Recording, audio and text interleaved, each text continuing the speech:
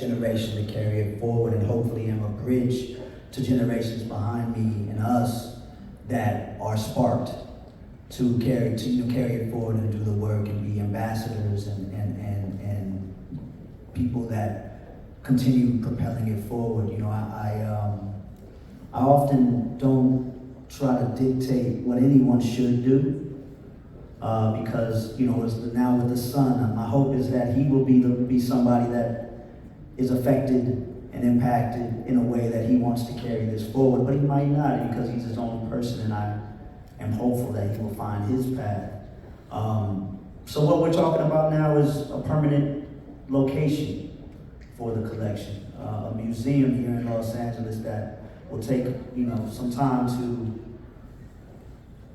get to, right? But with that, we have our foundation, and we are working towards endowment, in which we are able to, you know, start moving towards this physical permanent location here in LA. And, you know, with the California African American Museum being closed now, there's even more of a need for there to be, you know, a repository and place for us and for our history.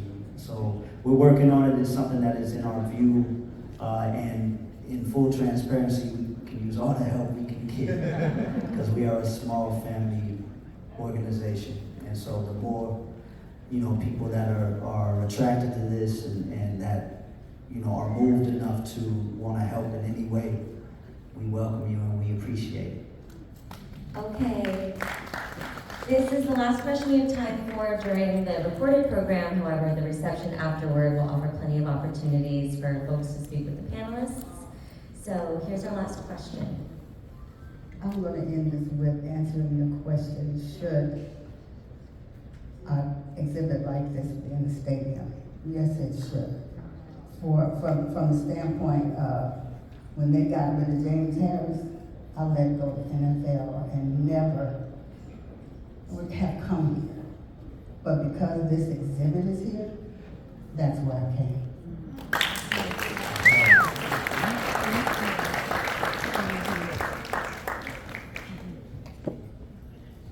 I mean, we could take one more. Okay, we'll do one more.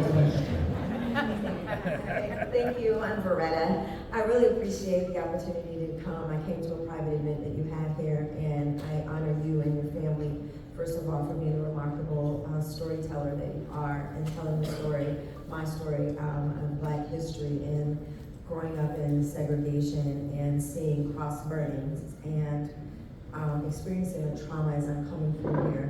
I know that you're in the Holocaust Museum, and I know that there's a lot to say about never forget.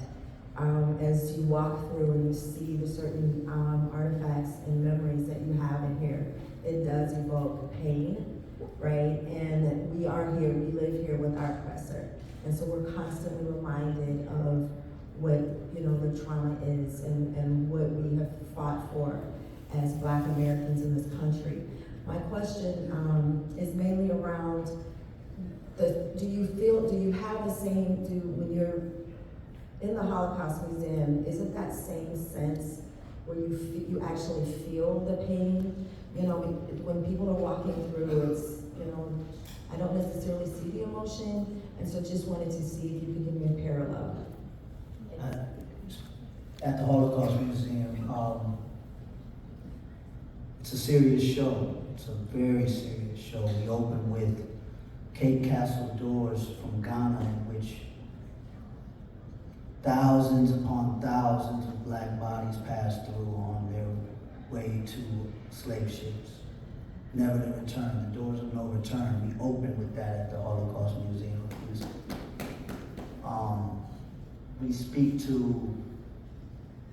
the transatlantic slave trade, the Middle Passage, but I think you can see in all of our exhibitions that we choose to focus on our power.